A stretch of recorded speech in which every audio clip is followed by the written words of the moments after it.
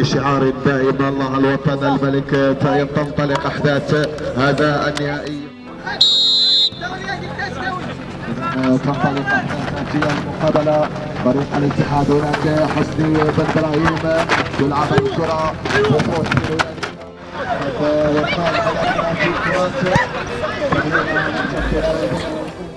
هنالك دائما حسني بن ابراهيم كل الكرات البحث عن الهدف الاول. تغادر الشباك يا عمي، وراه تغادر الشباك. لم أبد امتنعت، لا تريد الدخول يا حسني مرة أخرى. قبل 13 مروان وجامع لكنها تمر. المساندة دفاع الفريق الاتحاد في أمان ما دام هنالك معادة على حسني. ويا سلام هنالك ضرورة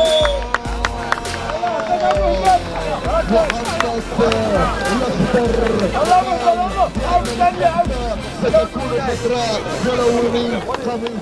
المرتبة والحاج بيركع إلى جانب السبعة والحاج نتيجة اللقاء مرة أخرى تلعب الكرة رأسية من جابر. الصافرة تأتي لتعلن نهاية أحداث بين الاتحاد وبين فريق النجوم. وبدي الاستلام رائعة من جابر. التدخل هنا في الفضاء يضيف وأبدي العدة التمرير، لكن هنالك حامل عرين عثمان ينطلق. ما زالت عند أوبدي يلعب بقوة. هذا اللاعب أوبدي يلعب بشراسة، يعني السبعة الذي الحوسة الاسم الاسطوري الحارس الاسطوري. بينما هنا الان كرة رأسية يريد هدفا. الوقت يمر يا جابر، هل تزعمت الشيء اخبرني. الوقت يمر والصافرة لم تنتظر كثيرا وتعلن الاتحاد بطلا من دوري جمعية أديس الرياضية. اولا وقبل كل شيء نشكر جمعية الانبعاث للرياضة أديس بهذا التنظيم للدوري الرمضاني في نسخته الأولى المتميزة الفريدة من نوعها.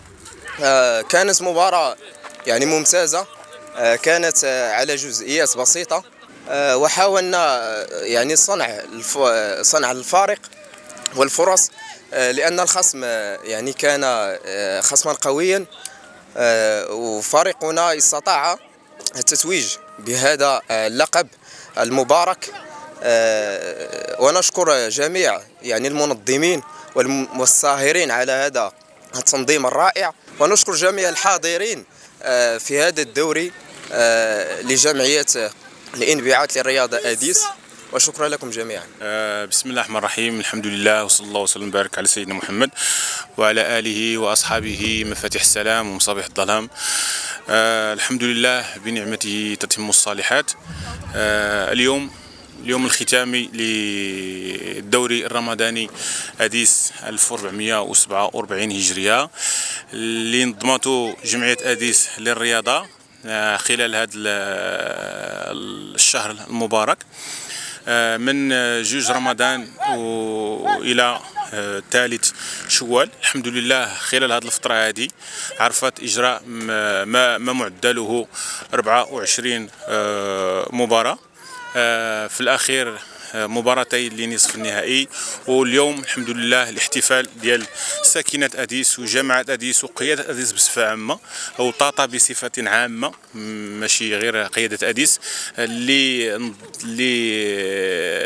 كان واحد اليوم اللي هو جميل جدا بحضور ثلة من الرياضيين على مستوى إقليم طاطا، ابتداء بالمديرية الإقليمية للتعليم، جامعة أديس، قيادة أديس، الفعاليات ديال المجتمع المدني على مستوى دوار أديس، الجمهور اللي كان غفير جدا حضر لنا هذا الحفل هذا. في اعتقادي أنه كان حفل رائع، حفل جميل، تم توجه فيه يعني الذين يستحقون التتويج من الفرق اللي وصلت للنهاية. هنيئا للفريق الفائز وهارد لك للفريق الخاسر. الهداف البطولة حتى هو اللي كنتمنوا له التوفيق والسداد في المسيره ديالو السي حسن سانكو. اسامه فكيري احسن حارس في سميتو في البطوله. معاذ الدوش احسن لاعب خدا احسن لاعب في المباراه. الحكام كانوا رائعين جدا طيله طيله يعني الدوري الرمضاني من البدايه ديالو حتى النهايه. كنشكرهم جزيل الشكر. كنشكر اللجنه المنظمه، كنشكر السلطات المحليه اللي وفرت لنا ما يمكن توفيره من اجل انجاح هذا الدوري الرمضاني اديس 1447 هجريه. كما لا تفوتني الفرصه ان اقدم جزيل الشكر